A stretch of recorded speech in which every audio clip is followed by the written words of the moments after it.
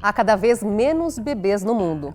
Para onde vamos? Vamos para um mundo onde vai ter cada vez mais idosos. Filhos para quê? Essa é a pergunta que muita gente faz hoje. Ter filhos é uma bênção? Não necessariamente. Sem filhos, o mundo vai acabar? Pode, né? Se você pensar demograficamente, quem sabe.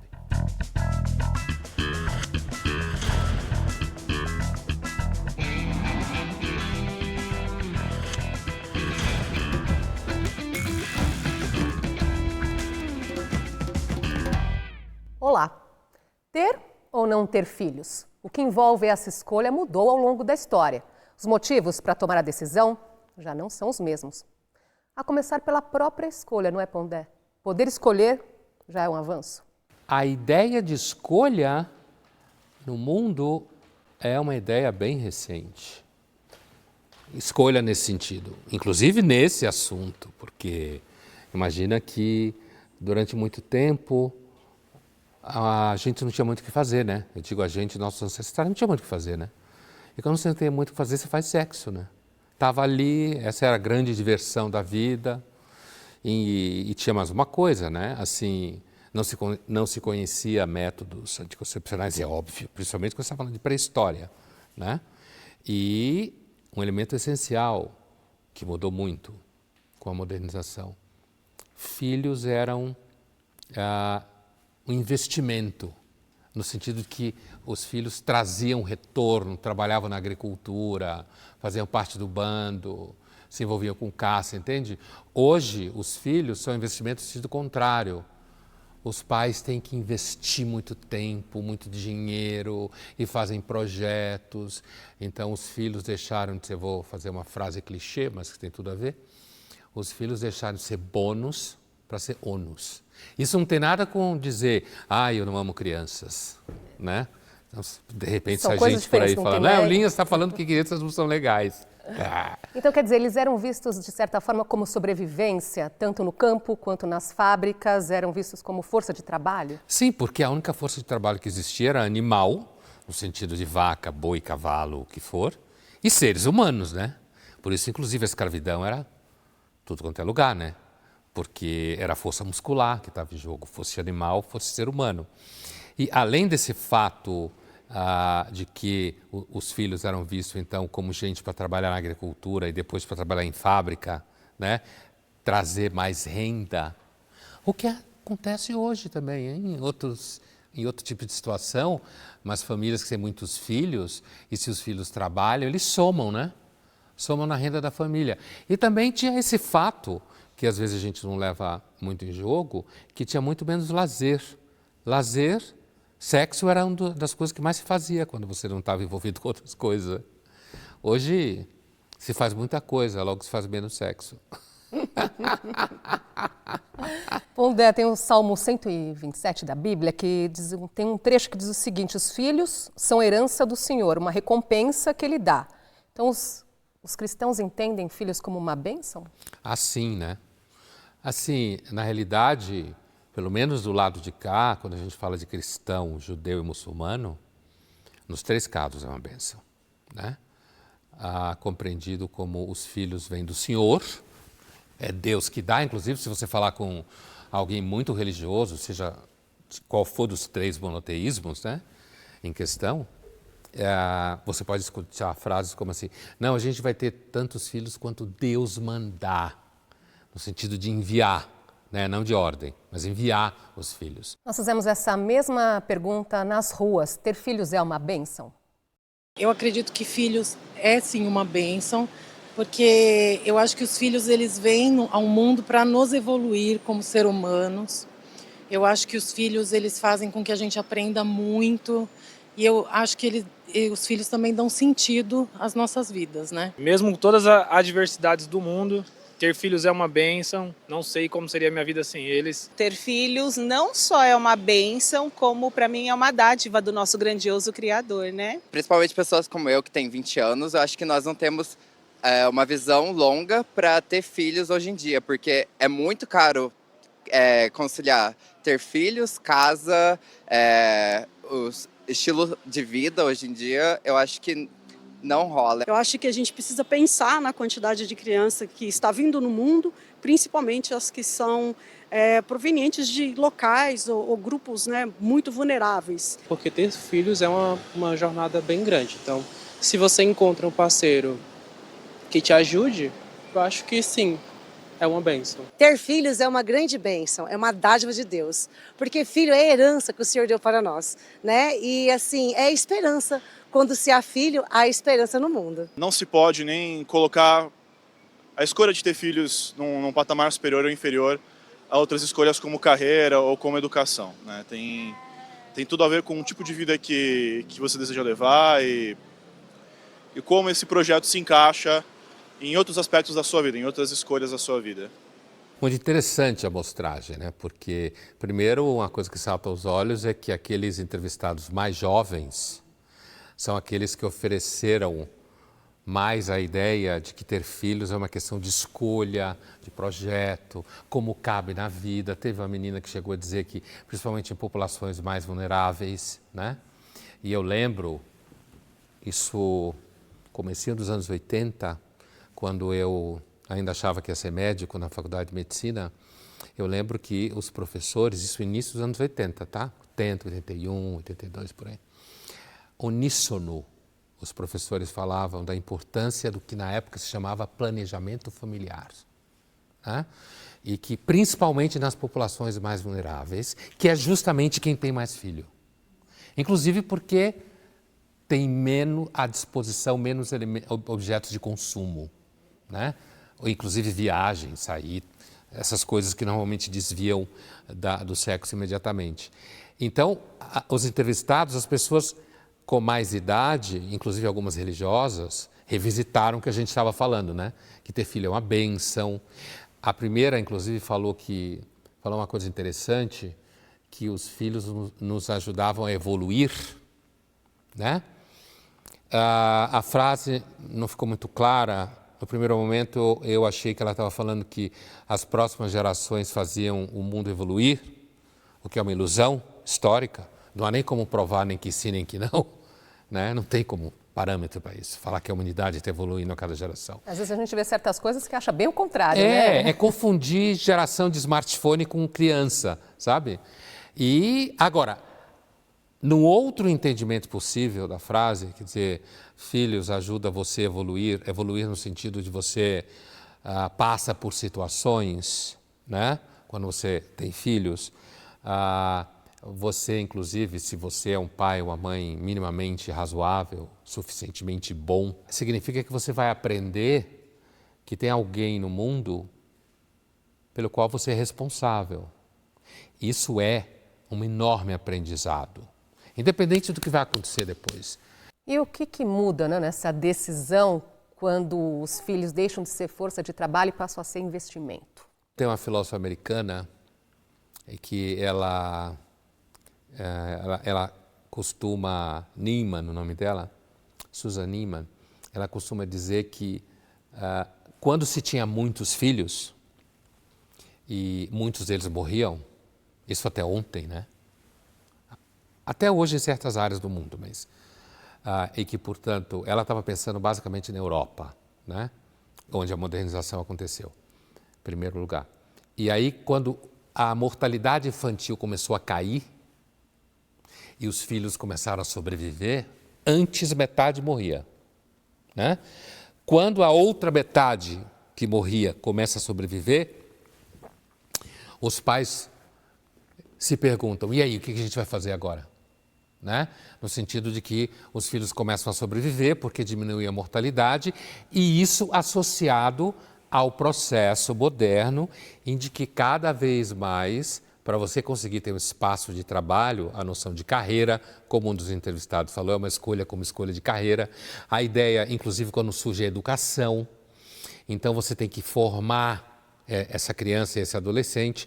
E veja, é muito interessante, Andressa, porque assim, à medida em que a gente avança dentro do século XXI, o período da adolescência ou dos jovens se estende, né? Como adolescente até os 40 anos, e a própria ideia de formação. Faz graduação, faz outra, aí tirou um sabático, daí tinha MBA. É claro que eu estou falando de classe média para cima, né? Porque a classe média para baixo, normalmente continua tendo muito filho. Introduz a carreira, inclusive no caso da mulher, estudo, faculdade, projeto de carreira e tal, a fertilidade, despenca. Isso seguramente acontece em meados do século XIX para cá. O que as pessoas deveriam saber ao decidir não ter filhos? Não é uma questão evidente, porque a pergunta simétrica também, ou seja, quando elas decidem ter filhos, tem um universo de coisas que elas deviam saber, né? Mas eu penso que quando elas decidem não ter filhos, primeiro a gente deve levar em conta o fato que você pode tomar essa decisão numa idade e quando você chega no outro momento da vida, pode ser diferente para você. Entende? Mas, ao mesmo tempo, essa coisa que eu estou falando vale para as duas situações. Entende? Agora, é claro que se você tem filhos e se o processo vai mais ou menos bem, há uma relação de parceria entre filhos e pais. Quando você decide não ter filhos, você normalmente está decidindo mais pela ideia de autonomia, que é normalmente o que vem na cabeça, que filhos introduzem uma cunha nessa autonomia plena, não plena, mas maior. Você está pensando na possibilidade de investimento, inclusive financeiro, mais em si mesmo, na sua carreira, no que você pode adquirir como bens materiais, porque filho deixa você pobre, né? Grosso modo. Claro, milionário não faz diferença, mas gente normal deixa você mais pobre, você gasta muito mais dinheiro. Agora, você deve estar preparado para a ideia de que talvez em algum momento você sinta uma solidão, porque quando você é mais jovem, a vida ela tende a correr mais solta. Às vezes até mais divertida, mais fácil. Todo mundo parece muito interessante. Depois de um certo tempo, isso começa a mudar. Você, às vezes tem até a impressão que só tem 3 tipos de pessoas no mundo, mais ou menos. Assim. Então, acho que quando a pessoa decide não ter filhos, ela deve pensar nisso. Fora o que a leva, porque eu não levo muito a sério gente que diz que não quer ter filho porque tem gente demais no mundo, não. Eu não levo muito a sério esse tipo de terceirização da causa.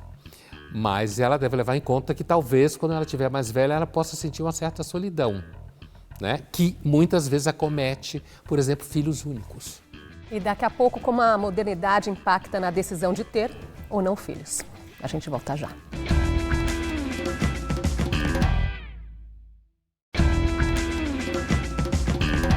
Voltamos a conversar sobre como a decisão de ter ou não filho mudou ao longo da história.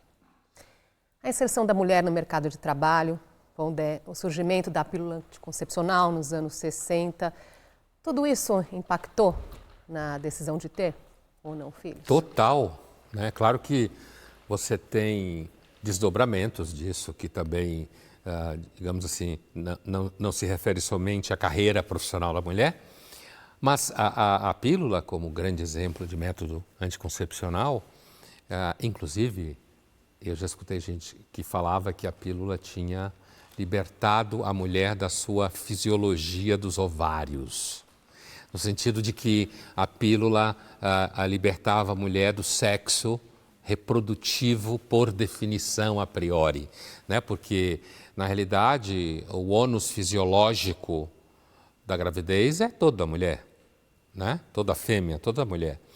Então, isso, inclusive, deve ter tido desdobramentos importantes no processo de evolução da espécie.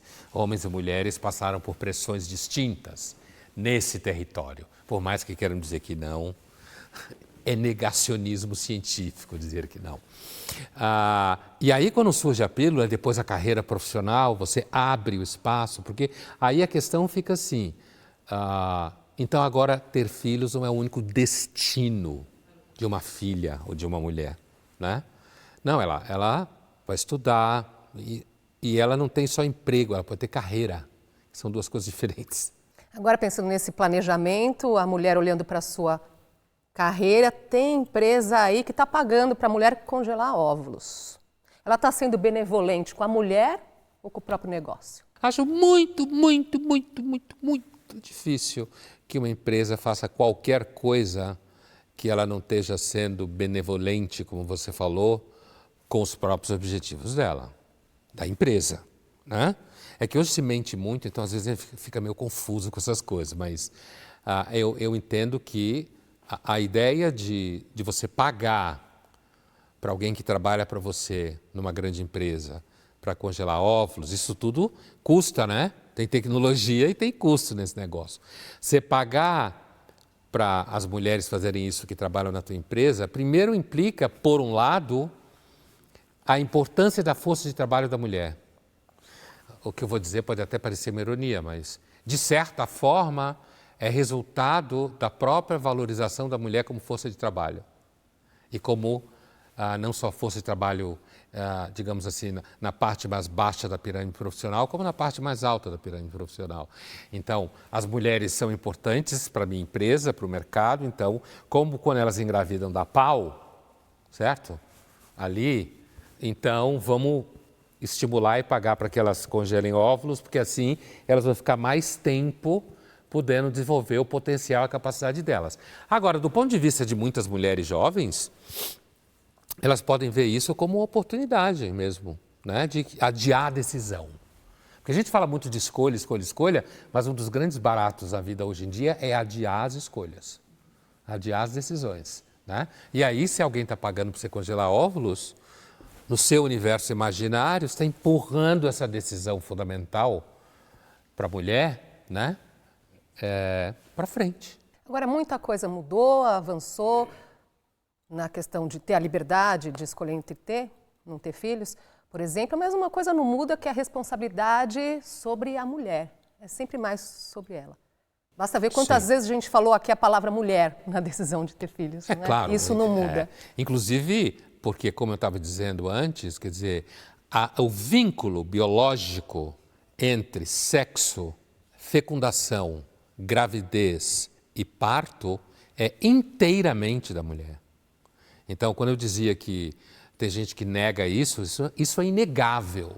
Negar esse fato que, portanto, evolucionariamente a mulher está mais associada à geração de filhos, vou usar uma palavra da moda, é puro negacionismo, certo? Hoje, voltando à tua pergunta de forma mais imediata, hoje continua sendo uma maior pressão sobre a mulher, não só de lidar com o filho no seu dia a dia, mas a decisão, ter filho, não ter filho, porque inclusive a mulher tem, digamos, um processo, uma janela orbital, né? Fora congelar óvulos. Então, eu acho que sim, existe, durante muito tempo, a divisão de trabalho, e a relação entre divisão de trabalho e sexos, né? Eu estou falando sexo para ficar bem em cima da coisa biológica. A divisão de trabalho em relação à separação dos sexos é um elemento bem importante na história da humanidade, super importante. Então, imaginar que isso mudaria em 100 anos, mudaria fácil, não é tão evidente assim. Inclusive, muitas mulheres que diziam que não queriam ter filhos e pensavam na carreira e tal, às vezes engravidam sem querer ter filhos, muitas passam por transformações psicológicas que elas jamais imaginariam antes de tê-los, entendeu? E muitas, inclusive, ficam deprimidas porque não queriam tê-los. Isso é fato. Vamos ver uma cena do filme A Vida é Invisível. Uma das personagens sonha em estudar em Viena e ser pianista. Mas, filha de um pai rígido com anseios pequenos burgueses, ela segue o roteiro de casar e ter filhos.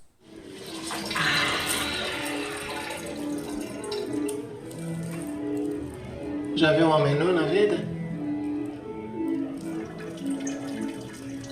Não. Nunca? Nem seu pai? Deus velha. Já sentiu o membro do antenor duro? Não. Só ficar tranquila. Vou começar de um pouco. Daí você fecha os olhos, pensa em outra coisa, passa rapidinho.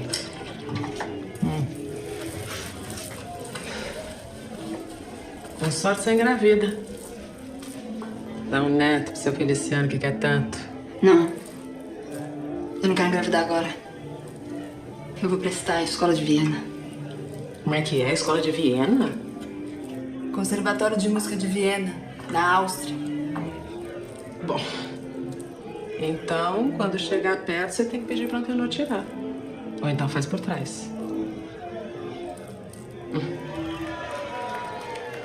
Você é tão experiente, né, Zélia? Sou experiente em tentar engravidar e não conseguir. Eu tenho o útero quebrado.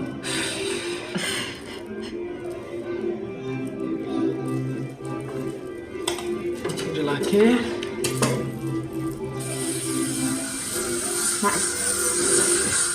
Ela não queria estar aí prestes a casar, mas ela não queria casar e nem ter filhos naquele momento. Mas seguiu a vontade do pai e depois a vontade do marido. E a vontade dela, os anseios dela, o sonho dela, destruídos. Típico drama moderno, né? Quer dizer, o peso de uma estrutura, inclusive ancestral. São muitos e muitos milênios, assim. Agora, essa cena, é claro que você tem, digamos assim, esse olhar tipicamente clássico sobre a postura conservadora do pai, no caso aqui, né? Muitas vezes a mãe também tem a mesma postura. Mas a cena é muito boa, porque elas estão fumando cigarro, né? Elas parecem personagens do Nelson Rodrigues.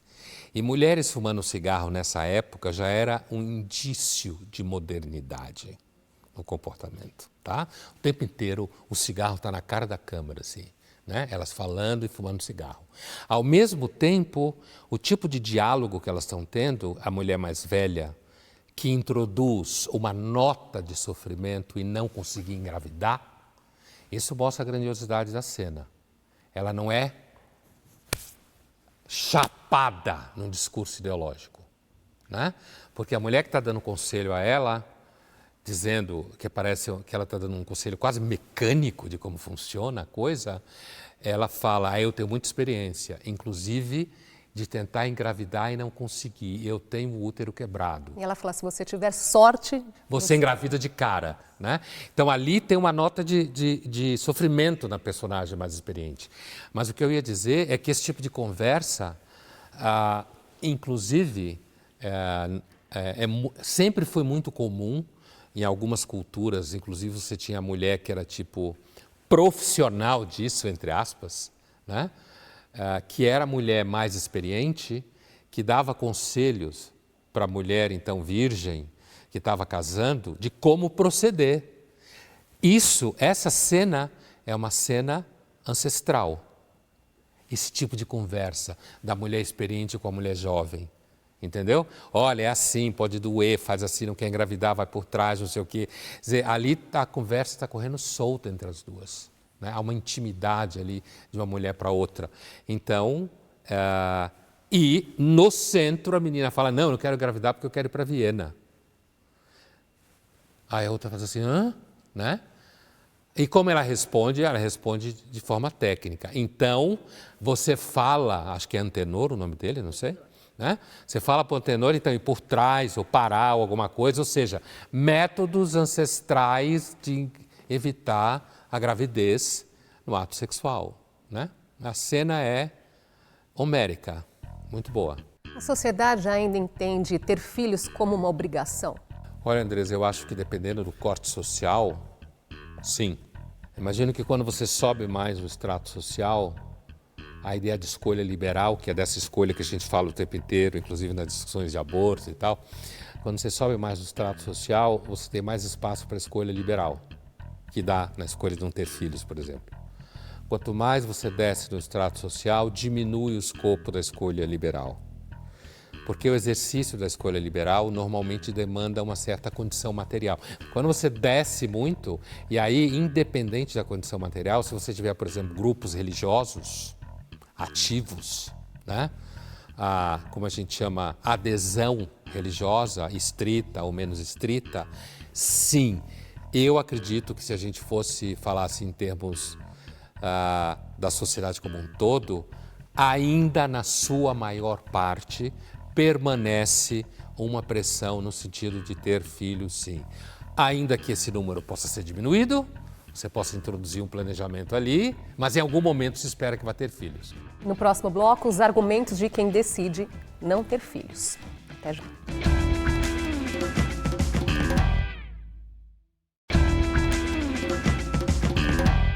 Voltamos a conversar sobre a mudança de pensamento em relação a ter ou não filho. Vamos ouvir os argumentos de duas mulheres que tomaram a decisão de não ter.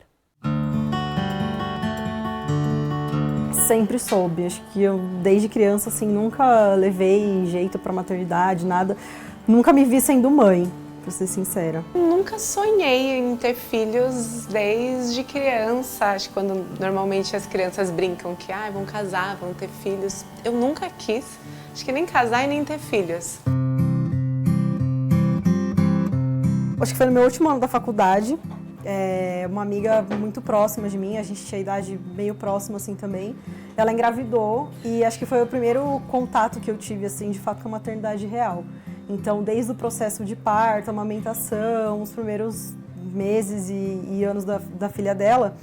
E eu lembro que foi uma coisa que me deixou muito chocada, assim. Eu vi que a maneira como ela estava passando por aquilo, era uma coisa que eu não queria pra mim, que eu não me via meio que vivendo aquela vida. Eu já acho tão difícil hoje, eu já acho que a gente já tem muita dificuldade para manter a saúde mental, para dar conta de todas as cobranças, todas as mudanças com redes sociais, com internet. Eu me questiono também em que mundo eu colocaria uma criança, assim. Isso me passa na cabeça, é uma questão. Eu tinha muito medo de engravidar, muito medo mesmo.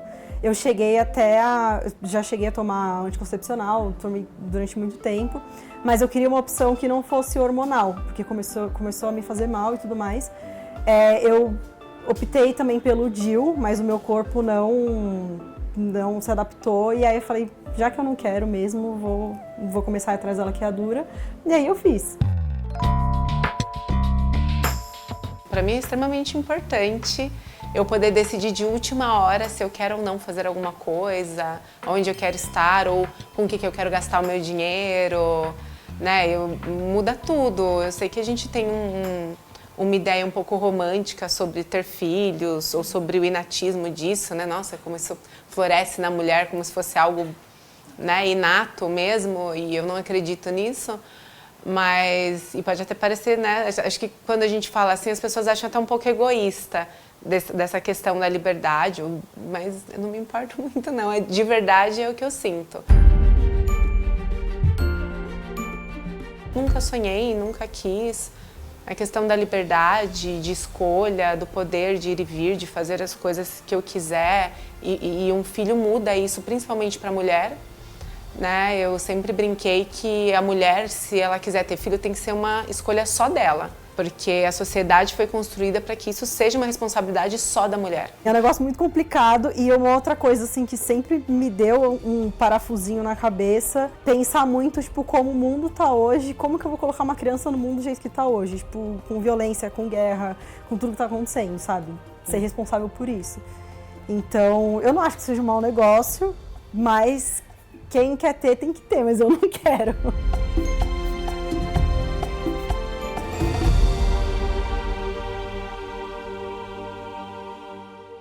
A fala de uma das entrevistadas pelo Fim, quando ela diz que quem quiser ter, que tenha, e eu não quero ter, que é evidentemente, do ponto de vista do indivíduo, corretíssima, né?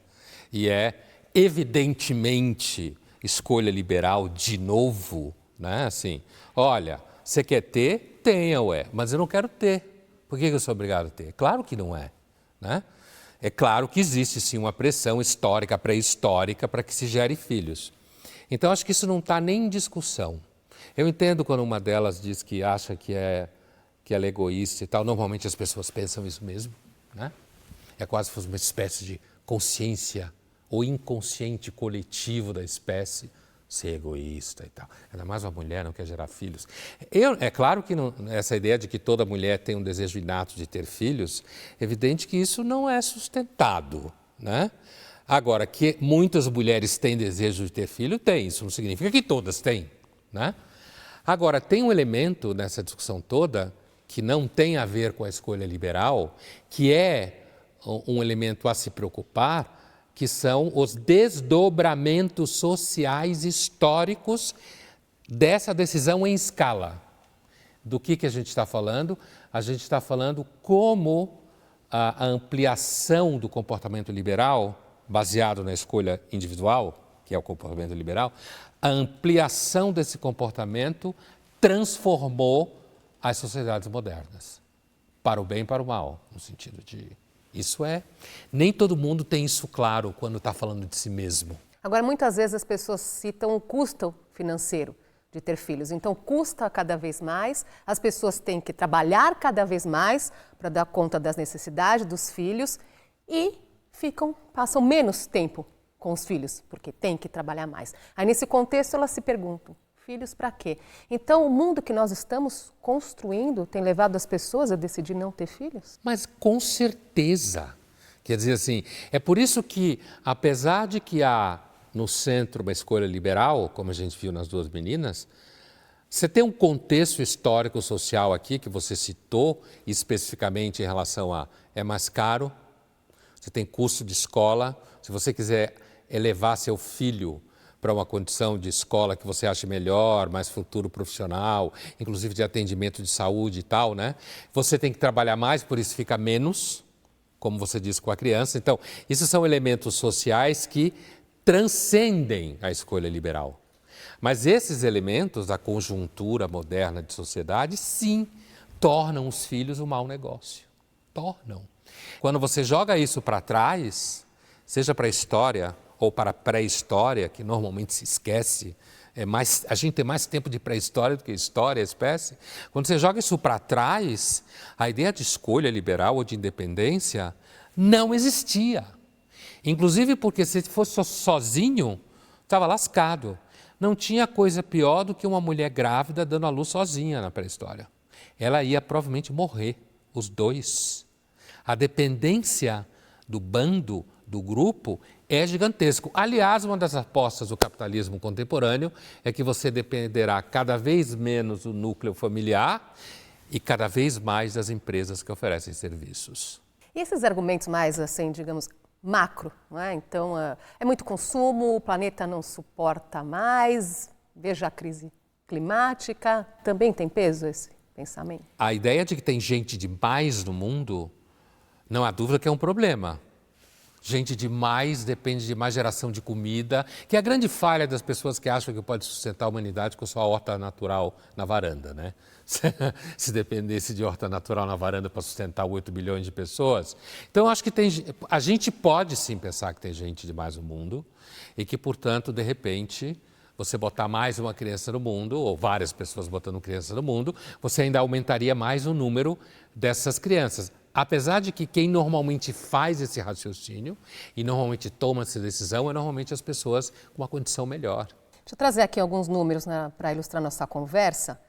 O número de nascimentos no Brasil vem caindo ano a ano. Segundo o IBGE, de 2018 a 2022, em 4 anos, houve uma redução de 13% no número de filhos por mulher.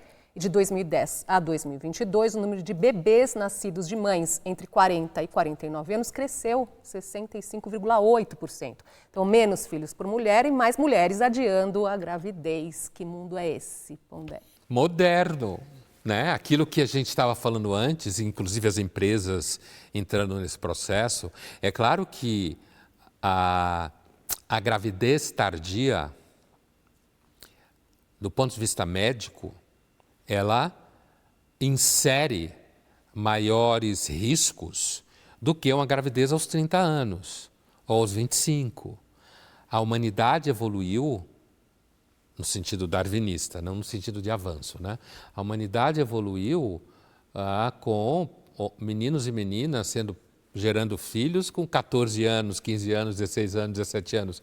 Uma gravidez aos 45, ela é indício claro de poder econômico, quando eu digo não milionário, mas de você ter alguma condição material, é indício claro de opção, né?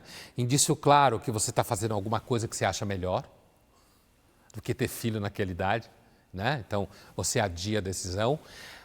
Não é que é uma festa do caqui, como algumas pessoas vendem por aí, a ideia de que não sei quem teve filho com 40 e tantos anos ou 50 e tantos anos, então todo mundo vai poder ter filho desse jeito, né? Também não é, hoje em dia tudo tem uma tendência a virar uma verdade absoluta porque uma pessoa que é meio famosinha fez, né?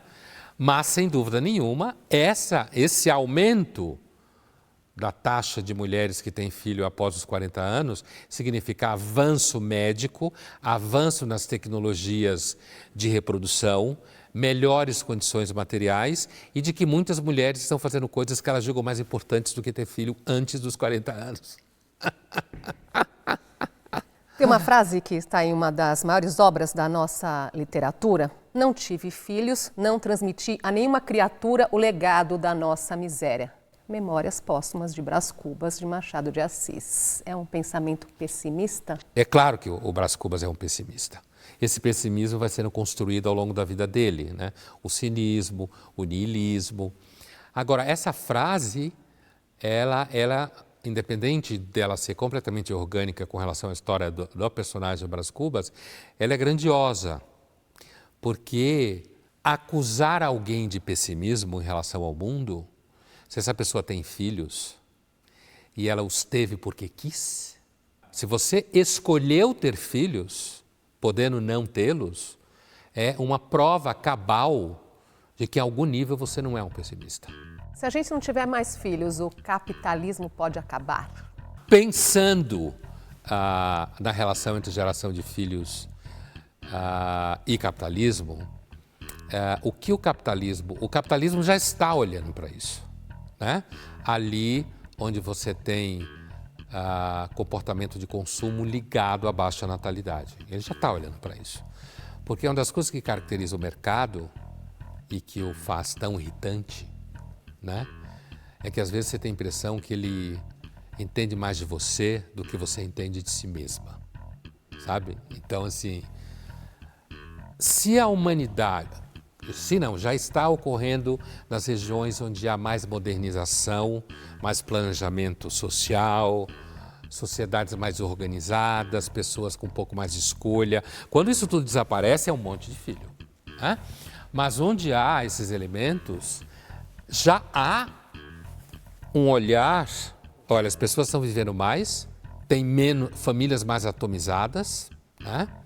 E dizer que está olhando não significa que as soluções já estão postas. Por exemplo, você já começa a ter empresas médicas para cuidar de idosos, né? Os filhos tendem a terceirizar quando pode, os pais já idosos. Você tem um crescimento de casas de repouso, como se fala. Isso não significa que está dando dinheiro. Casa de repouso, eu quero dizer exatamente, né? O custo ainda é muito alto, né? Mas é muito possível, olhando para a humanidade que não deverá voltar a ter filhos, a humanidade só vai voltar a ter muitos filhos se o capitalismo acabar. A gente mergulhar num caos total. Nossa conversa ainda não acabou. No próximo bloco nós vamos falar mais sobre os impactos da queda do número de nascimentos. Não saia daí.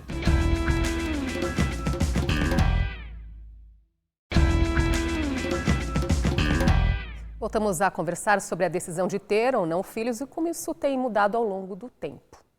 Enquanto nasce cada vez menos gente, envelhecemos cada vez mais. O último censo mostrou que tivemos um aumento de apenas 0,52% da população nos últimos 10 anos, o menor índice registrado desde 1872, quando foi realizado o primeiro censo.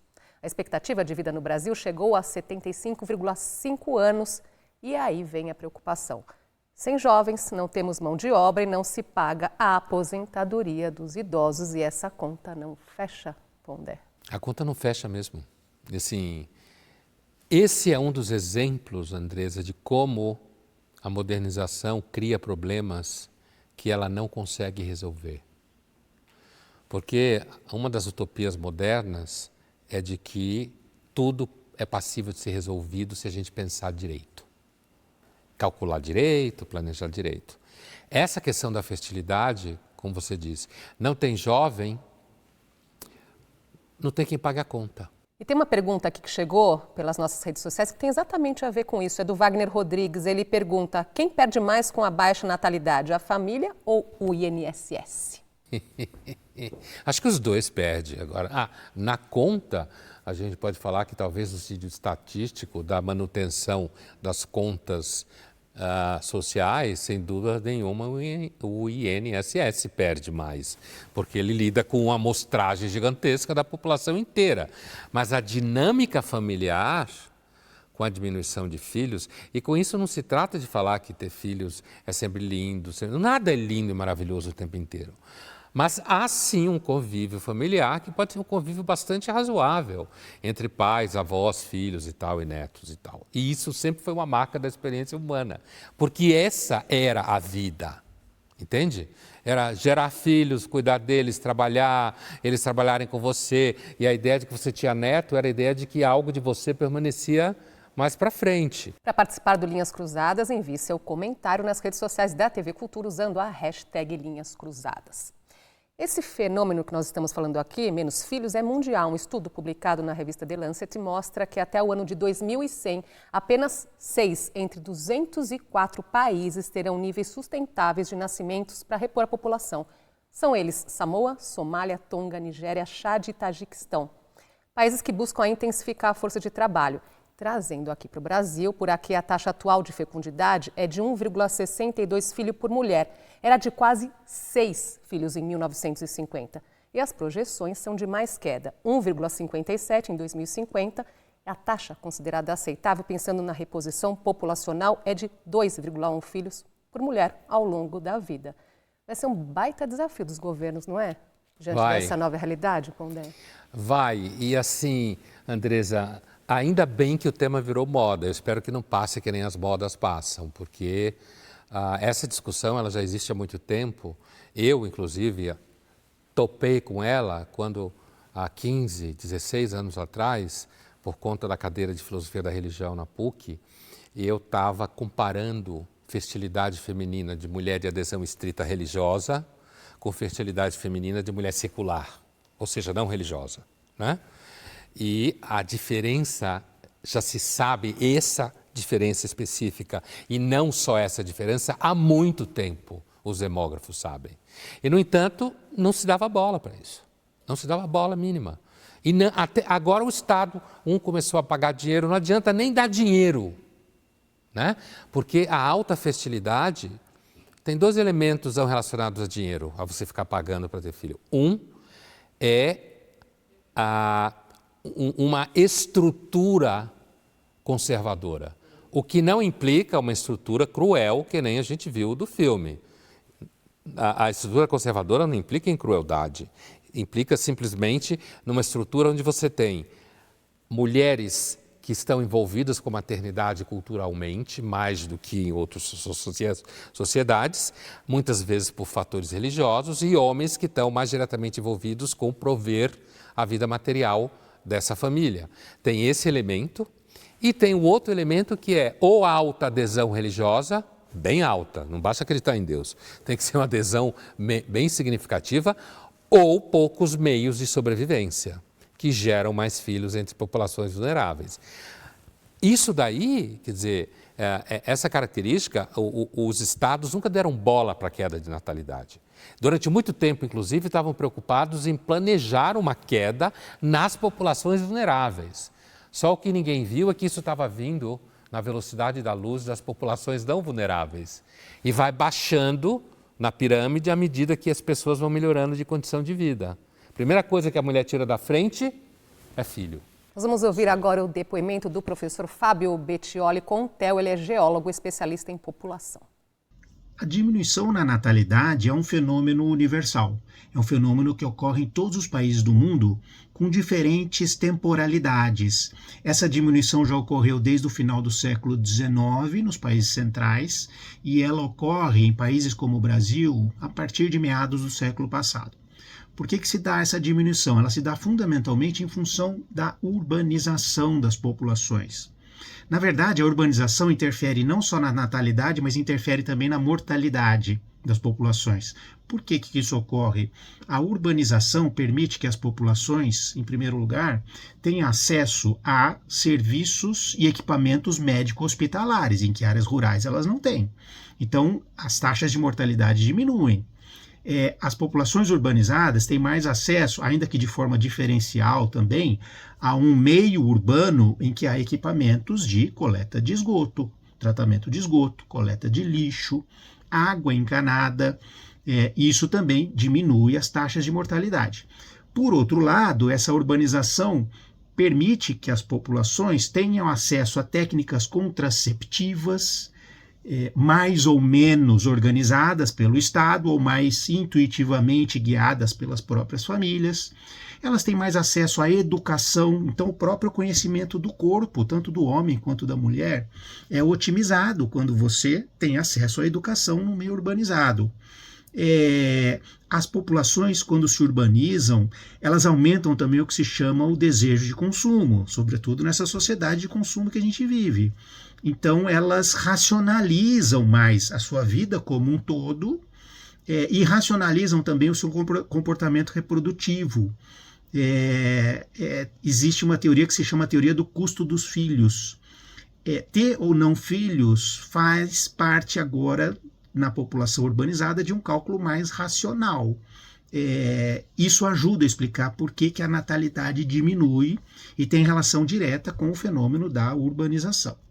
Ele cercou várias referências claríssimas do processo, todas elas estão dentro do processo de modernização. Todas elas. Tudo que ele falou. Aumento de equipamentos de saúde, informação, urbanização, informação chegando até a população de maior ou menor qualidade, o próprio conhecimento com relação ao próprio corpo, informação em relação a isso. Né? Então, você tem tudo que ele descreveu está dentro do processo de modernização. Então, fica muito claro, só que ele decupou, digamos assim, de forma muito clara, a partir do estudo da área dele, de como, de fato, esse é um processo. Não dá para pensar que isso é reversível.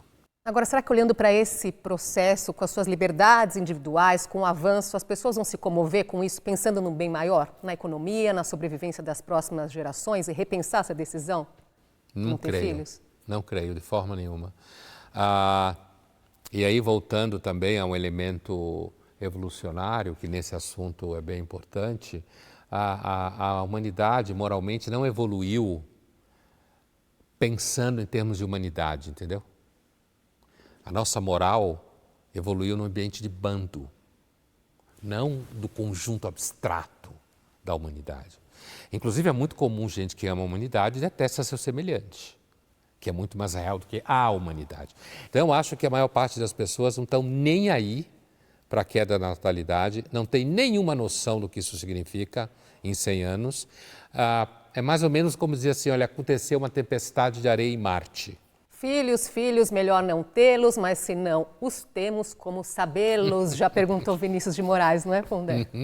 Veja bem como uma poesia pode ser profética, né? Você está lá e está vendo o que vai acontecer, né? Porque a experiência prática se você não tem, você não sabe como é que é. Mas na hora que você está decidindo sua vida, a pessoa pensa, não, eu estou olhando minha vida aqui, eu não quero ter essa experiência. Eu não estou nem dizendo que não tem coisa legal, mas eu prefiro esse negócio do lado de cá. E a ordem liberal permite isso. Vamos assistir agora uma cena da série Grey's Anatomy, onde a personagem Christine Yang discute com o namorado porque não quer ter filhos. There is no deeper reason. There has to be. There is no deeper reason. I wasn't abused. I don't have a dark secret. I wasn't mugged by a baby. I just don't want kids. Nobody doesn't want kids. People cannot want kids. It's a thing. That is not a thing. Well, it's my thing.